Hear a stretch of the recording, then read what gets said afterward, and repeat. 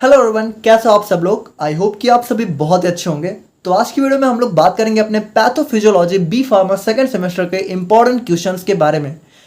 तो देखो, यहाँ पे आप लोग को वीडियो पूरी देखनी है। भले आप लोग को ये क्वेश्चन पीडीएफ में और स्क्रीनशॉट से मिल जाएंगे, लेकिन आप लोग को वीडियो पूरी देखनी है ताकि आप लोग को समझ में आ सके कि कौन से क्वेश्चन को किस तरीके से लिखना है और इनमें से भी कौन से क्वेश्चन बहुत ज़्यादा इंपॉर्टेंट है। तो देखो, यहाँ पे बहुत ही सिंपल सी बात है कि जो क्वेश्चन बहुत बहुत बहुत ज़्यादा इंपॉर्टेंट है उनके आगे हम लोगों ने वी मेंशन कर दिया है, यानी वी का मतलब वेरी इंपॉर्टेंट। बाकी यहाँ पे देखो, जितने भी क्वेश्चन हैं इनको आप लोग को ज़रूर से प्रिपेयर कर लेने हैं। और बाकी थोड़ा सा हम लोग देखते हैं कि कैसे कैसे हमारा।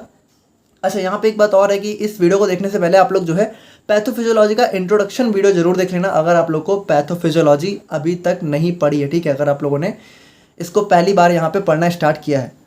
तो यहाँ पे अगर हम लोग बात करें अपने यूनिट 1 की, तो देखो यहाँ पे सबसे इंपॉर्टेंट चीज़ ये है कि यूनिट 1 हमारी बहुत ही ज़्यादा इंपॉर्टेंट हो जाती है और यहाँ से काफ़ी सारे क्वेश्चन हमें देखने को मिल जाते हैं। ठीक है, तो यूनिट 1 आप लोग को थोड़ा सा ध्यान से देखना है। और देखो, वैसे इसमें जितने भी टॉपिक्स हैं उन सभी से ही क्वेश्चन हमें हर बार देखने को मिले हैं। तो यहाँ पे सबसे पहला क्वेश्चन हमारा आ जाता है फीडबैक सिस्टम के ऊपर, जिसके अंदर हमारे पॉजिटिव और निगेटिव फीडबैक सिस्टम आ जाते हैं। तो यहाँ पे देखो, ये क्वेश्चन हमारा बहुत ज़्यादा इंपॉर्टेंट हो जाता है और लॉन्ग में कई बार आप लोगों को एग्जाम में देखने को मिला है।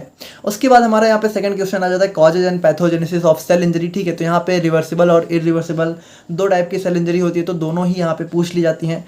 और उसके बाद अगर हम लोग बात करें तो यहाँ पे इन्फ्लामेशन के बारे में बहुत डिटेल में आप लोगों से क्वेश्चन पूछा गया है। ठीक है, तो इन्फ्लामेशन तो आप लोग को बहुत अच्छे से पढ़ना है। यहाँ पे जो भी इसका बेसिक मैकेनिज्म है और इसके जो भी मेडिएटर्स हैं, ठीक है, दो टॉपिक है। दोनों कभी कभी यहाँ पे कंबाइन करके पूछ लेते हैं, कभी कभी यहाँ पे सेपरेट भी पूछ लिया जाता है। तो ये दोनों ही आप लोग को पढ़ने हैं।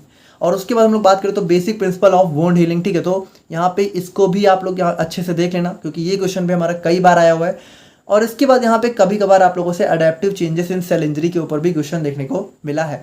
तो यहाँ पे देखो, यूनिट 1 से ये सारे क्वेश्चन हमारे हो जाते हैं। अब आप लोगों ने अगर यूनिट 1 पढ़ी है तो आप लोग को पता होगा कि ये सारे ही टॉपिक्स लगभग हमारे कह सकते हो यूनिट 1 में है और इन सभी से ही क्वेश्चन आते रहते हैं। ठीक है, तो यूनिट 1 कंप्लीट हमारे लिए इंपॉर्टेंट हो जाती है।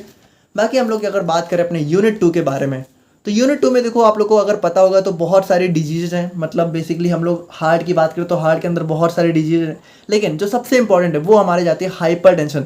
हाइपर टेंशन के ऊपर हर बार हर साल क्वेश्चन देखने को मिलता है। इसको आप लोग को बिल्कुल भी नहीं छोड़ना है, बहुत अच्छे से इसको पढ़ना है। ठीक है, इसका क्लासिफिकेशन और इसके जो भी टाइप्स हैं, मतलब, और इसका पैथोजेनेसिस और इसका यहाँ पे जो भी हमारा रास सिस्टम का रोल होता है। ठीक है, रेनिन एंजियोटेंसिन एलोस्ट्रॉन सिस्टम।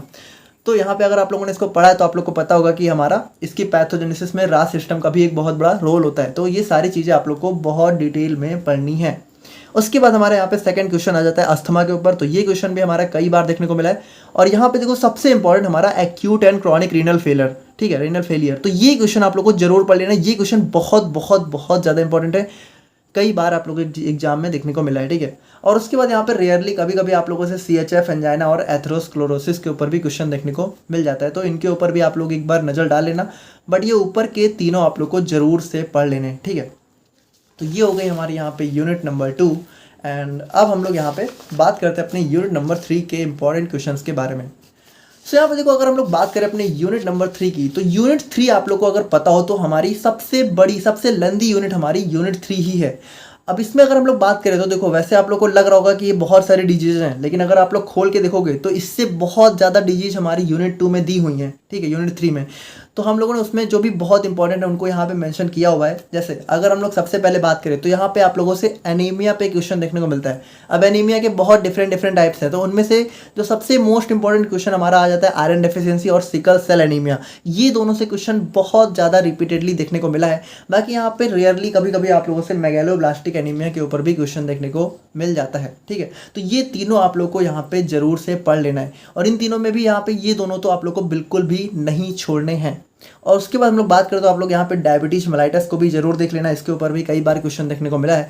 और इसके बाद जो सबसे इंपॉर्टेंट यहाँ पे आ जाता है हमारा एपिलेप्सी। तो एपिलेप्सी के ऊपर आप लोगों से बहुत बार क्वेश्चन देखने को मिला है, तो इसको आप लोग को बिल्कुल अच्छे से पढ़ लेना है। पार्किंसंस डिजीज से भी क्वेश्चन कई बार आया हो, तो इसको भी आप लोग को देख लेना। और अल्जाइमर डिजीज को भी एक बार आप लोग देख लेना। ठीक है, यहाँ पे अल्जाइमर डिजीज से भी एक बार क्वेश्चन देखने को मिला हुआ है।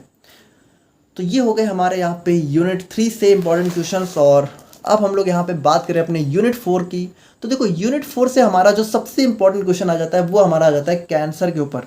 अब देखो ये क्वेश्चन ना ऐसा है कि आप लोग मान के चलो कि 90% एग्जाम में आना ही आना है, ठीक है। तो यहाँ पे देखो यूनिट 4 से वैसे भी बहुत कम ही क्वेश्चन आते हैं, तो अगर आना होगा तो हमारा कैंसर ही देखने को मिलता है। बाकी इसके अलावा हम लोग बात करें तो आप लोगों से जो है रूमेटॉइड अर्थराइटिस के ऊपर भी क्वेश्चन देखने को मिल जाता है, ठीक है।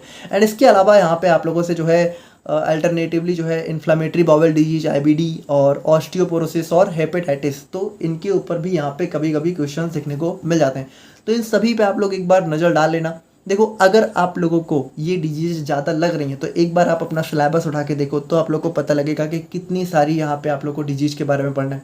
और उनमें से हम लोगों ने बहुत ही सेलेक्टिव डिजीज को ही उठाया हुआ है जो कि आप लोग के एग्जाम में देखने को मिलती हैं, ठीक है।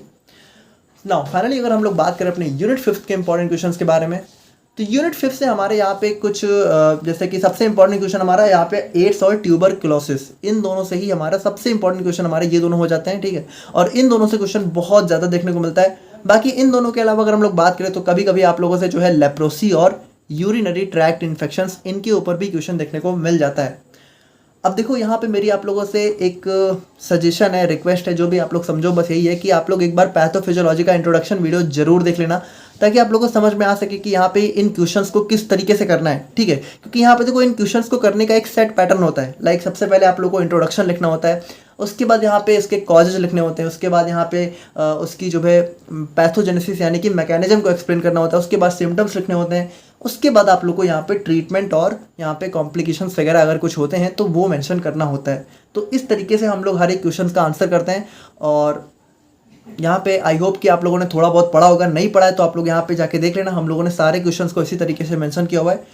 तो यहाँ पे ये थे हमारे पैथोफिजियोलॉजी के इंपॉर्टेंट क्वेश्चंस, और मिलते हैं हम लोग यहाँ पे फाइनली अपने लास्ट सब्जेक्ट के साथ, जो कि हमारा होगा ऑर्गेनिक केमिस्ट्री फर्स्ट, ठीक है। तो मिलते हैं हम लोग यहाँ पे नेक्स्ट वीडियो में। Thank you so much.